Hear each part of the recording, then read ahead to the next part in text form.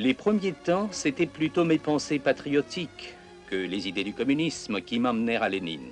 Mais pas à pas, au cours du combat, j'ai compris que seuls le socialisme et le communisme peuvent libérer les peuples. En tant que leader de la Ligue anticoloniale, il s'appelait Nguyen Ai Quoc.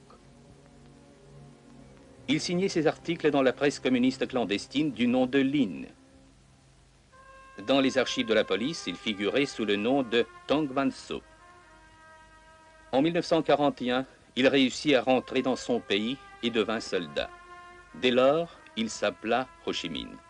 Ses documents du parti, les statuts et le programme du Parti communiste d'Indochine, le camarade Ho Chi Minh les avait dans sa sacoche. En 1941, il déclara que l'Union soviétique gagnera la guerre et que cette victoire donnera jour à de nouveaux États socialistes.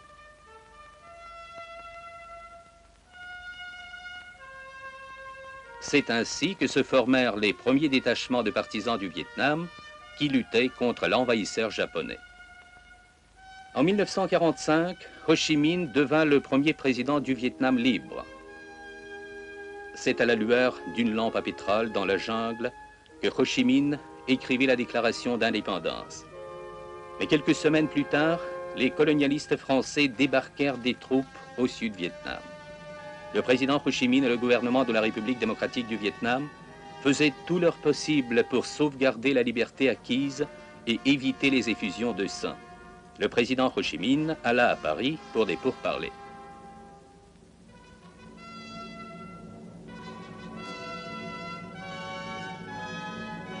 Citoyens français, je voudrais vous parler non pas en tant que président de la République démocratique du Vietnam, mais simplement en ami sincère de tous les Français honnêtes. Nous ne menons pas de combat contre les Français honnêtes. Nous luttons contre la domination cruelle des colonialistes français en Indochine. Le Vietnam avait besoin de la paix pour commencer la reconstruction du pays. Mais les colonialistes français voulaient conquérir tout le pays.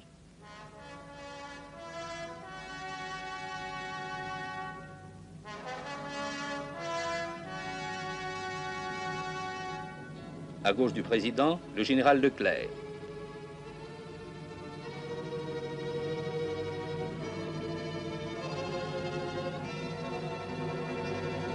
À l'inspiration à la paix des Vietnamiens, il s'apprêtait déjà à répondre par la guerre. En automne 1946, l'armée française commença les bombardements de Hanoï.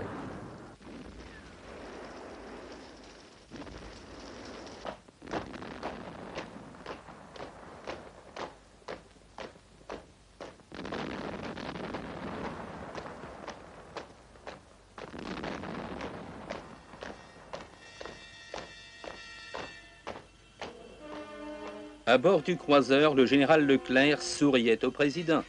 Maintenant, il donne l'ordre d'attaquer. Cependant, Ho Chi Minh disait à son peuple, « Il existe une autre France. » La France de Maurice Thorez, la France de Frédéric Joliot-Curie. La France des ouvriers, des dockers. Ho Chi Minh a vécu dans leur pays. Il fut membre de leur parti communiste.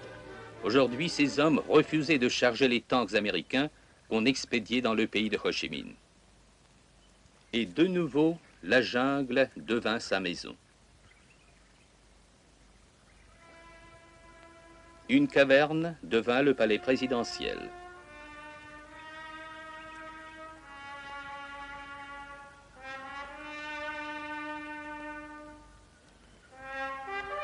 Celui qui possède un fusil, qu'il s'en arme.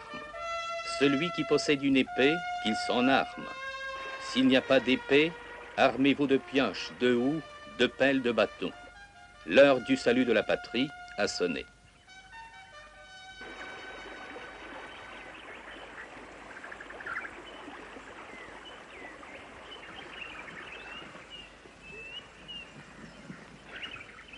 Il paraît que les spécialistes de la guerre psychologique américains montrent aujourd'hui à leurs officiers et soldats ces scènes d'actualité, Ho Chi Minh dans la jungle. Ils y recherchent les sources de ce qu'ils appellent le fanatisme des Vietnamiens. ce qui en réalité était l'élan de tout le peuple, de toute la nation menée par les communistes.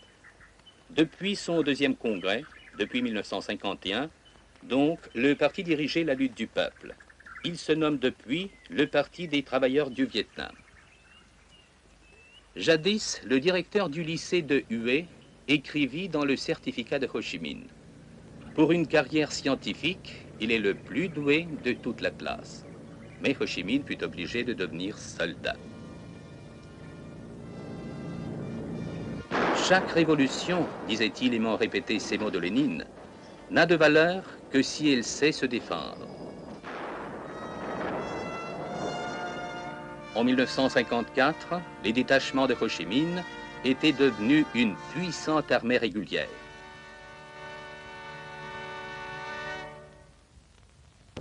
Cette année-là, le monde a pris un nom vietnamien, Dien Bien Phu. C'est là que les Français concentraient leurs forces.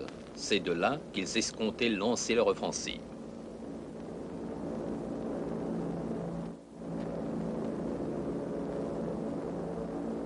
Ils la préparaient en silence, mais ce silence fut brutalement rompu par les salves de 2 divisions de l'armée populaire du Vietnam.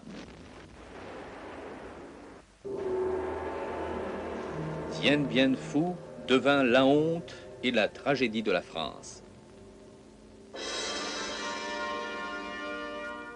La tragédie de ceux qui avaient été trompés. 90 000 prisonniers, les mêmes qui avaient défilé peu de temps avant à Paris. C'est ainsi que dans les années 60, les aviateurs américains seront escortés sur la terre du Vietnam.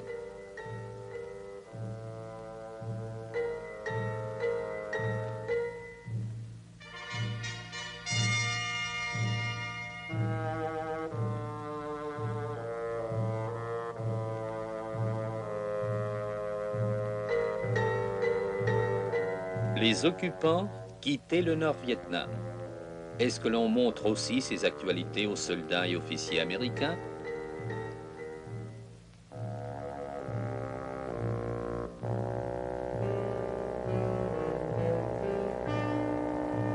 Les troupes partaient.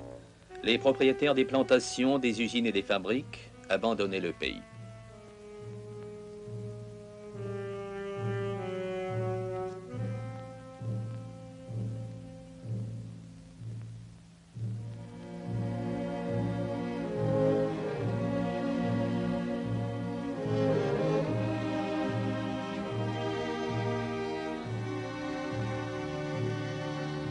Les habitants d'Hanoï sortaient de leurs cachettes les portraits de Ho Chi Minh.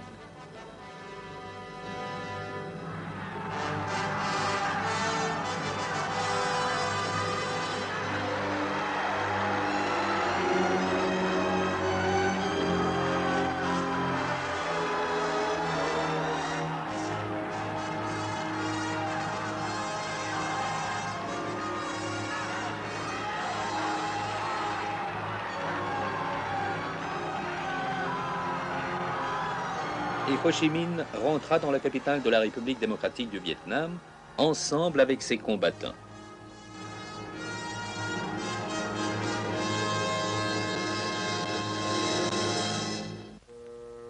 Neuf années dans la jungle, 9 années de guerre.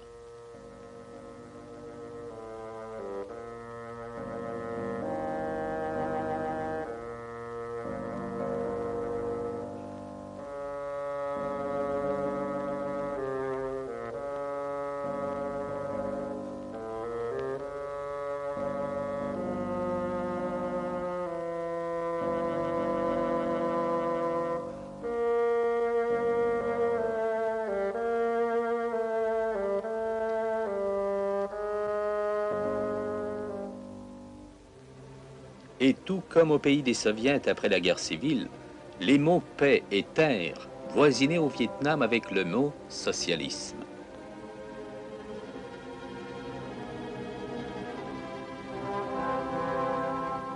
Le Vietnam bâtissait sa nouvelle maison sur sa propre terre.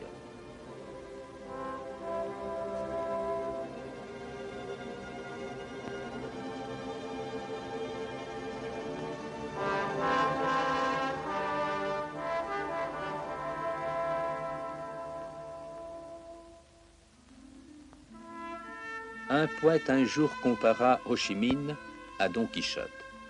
Oui, c'était un rêveur, un chevalier du bien, et il devint soldat.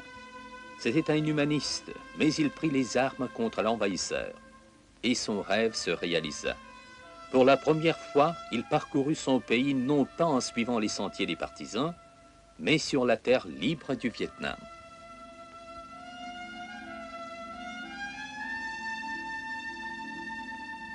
La première conquête du socialisme n'avait à première vue rien d'un exploit. Il fallait nourrir les enfants à leur faim. Ho Chi Minh donna l'exemple en refusant un tiers de sa ration quotidienne. Toute la population adulte du pays le suivit.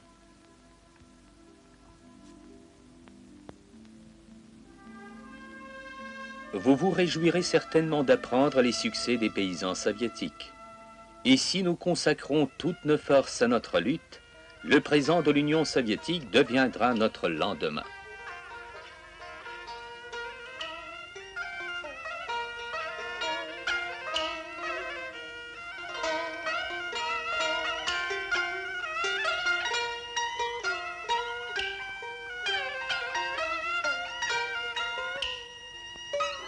Aujourd'hui, nous reconstruisons de vieux barrages de faible puissance.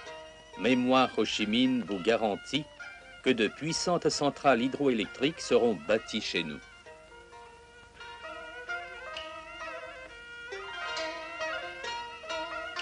Citoyens du Vietnam, il faut avant apprendre à lire et à écrire.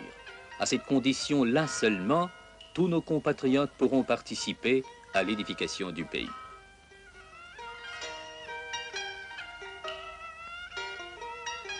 Si la femme est illettrée, que son mari lui apprenne.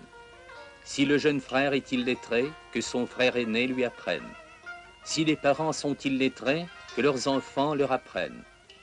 Les femmes doivent savoir lire et écrire pour ne pas être distancées par les hommes. En un an, tous les Vietnamiens doivent savoir l'alphabet national.